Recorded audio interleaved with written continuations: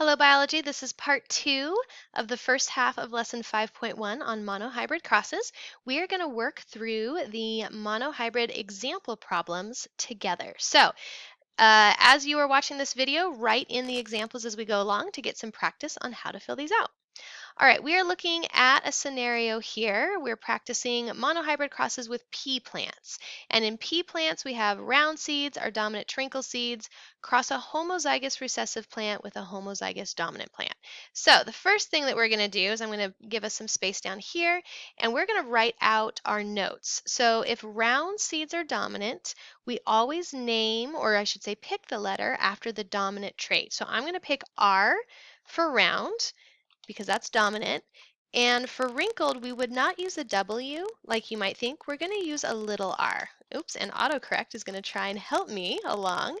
But little r basically means not dominant, or in this case, not round. And our only option, luckily, is wrinkled. But if this were eye color, we would use B because brown eye color is dominant, and we would use a little b to represent all the other eye colors. So green, blue, hazel, gray, anything that's not brown. Okay, so let's fill this in. There's some vocab words you have to be familiar with. We have homozygous recessive and homozygous dominant. Homozygous means the same.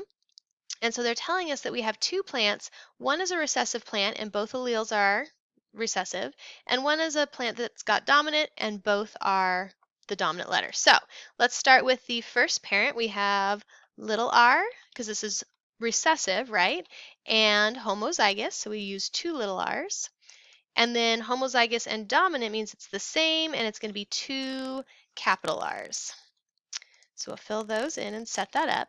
And now we just need to combine them. So we have parent 1 and parent 2, and essentially you follow the row across and you follow the column down. So let's go the first row across. We would have a big R from the first parent and a big R here. And actually I'm going to make this a little bit larger, see if that, well, maybe we'll stick with that. 200 might be too big. And then we're going to follow our rows down. So this parent would contribute a little r and a little r. And so you can see how where this row and this column come together, we have big R, little r, big R, little r. Now, our job was made easy for us because this row is going to be the exact same as this row, right? Because it's the same allele. So we're going to have big R, little r, and big R, little r. So, genotypic ratio. This is asking comparing your different options in the offspring. That's what these 4 boxes are. There's 4 chances of what their baby plant might come out with. We have 4 potential options. Notice they're all going to look the same. So, genotypic ratio is asking about the genes, whereas phenotypic ratio here is asking about the physical appearance. So in this case, the genes are going to be 100% big R, little r, because there's no other combos, right? So what is that physically going to look like? Well, if the big R is dominant and the little r is recessive, the big R, the dominant, is going to hide the recessive. So 100% of them, 100% chance that they will be round. All right, let's look at the next parent, 2 heterozygous plants. And let's bring our reminders down with us. So this is what you can use that sidebar for, if that helps you. So 2 heterozygous plants. Well, remember, homozygous means the same. Heterozygous means they're opposites. So that means they have to be opposite alleles here. That means our only option is 1 big R and 1 little r, because they can't be the same, right? So we can't have 2 big R's and we can't have 2 little r's. And they're saying both parents are that way. So that makes that easy, right? You would think. We'll see how this lines up though. So we're going to combine this first row with this first column, and we will get a big R, big R. Then we're going to combine this first row with the second column, and when those combine, we get a big R and a little r. Now we're going to combine the second row, and notice they're different, so we do have to do the whole thing. We can't just say, oh, it's going to be the same, because it's going to be different. So little r, and then this column gives us a big R. Now we'd be tempted to write it like this, right? Because the little r came first and the big R came second. But think about it just like someone's name, you always put the capital letter in the front. And the reason for that is it's real easy then to skim and see, okay, how many of these have a dominant trait and then how many of them don't. And if you've got it second, it could be confusing. So this box, we take this row over and this column down, and we're going to get 2 little r's. All right, so notice we had the exact same parents, but our results were a lot more complex. So out of the 4 potential children, I'm going to go ahead and highlight these to help me keep track. So this one is homozygous dominant. Oops, I did that wrong. Where's my highlighting tool? There we go. So this one is homozygous dominant. Then we have big R, little r, and that's the same as this one, big R, little r. So those are called heterozygous because they're different. And then last we have a third option here, and this one is little r, so it's homozygous recessive, and so it's a third option. It's going to look different. So our genotypic ratio is looking at the combo or percentage chance that an offspring will have this trait. So out of 4, 1 of them is homozygous dominant. So 1 divided by 4 is 25% big R, right?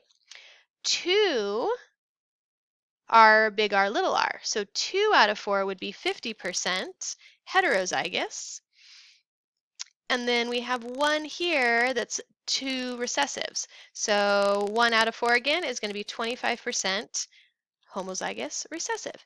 Now the important thing here is to make sure these percentages add up to 100%. So 25 plus 50 is 75%, plus 25% is 100. Okay, we accounted for everything in here. Now, phenotype. Remember, phenotype is looking at physical appearance. So this is what do these babies look like potentially? What chance are we going to have for a round or a wrinkled offspring? And so if we look, we've got one that would show the dominant. These ones are heterozygous, so they look genetically different, but are they going to look physically different? They're going to look the same, right? Because that dominant R is going to hide that recessive R. So we're going to have 1, 2, 3 that look dominant. So that'd be 3 out of 4, or if you divide 3 by 4, you get 75%. And what is that dominant trait? Well, if remember, capital R equals round. So it's going to be 75% round seeds. If we look here, we've got 1 out of 4 that doesn't have a dominant. So that's the remaining 25%, right? So 25%, and remember the little r was wrinkled seeds, so 25% wrinkled seeds. All right, 1 more to go. We're getting close to being done.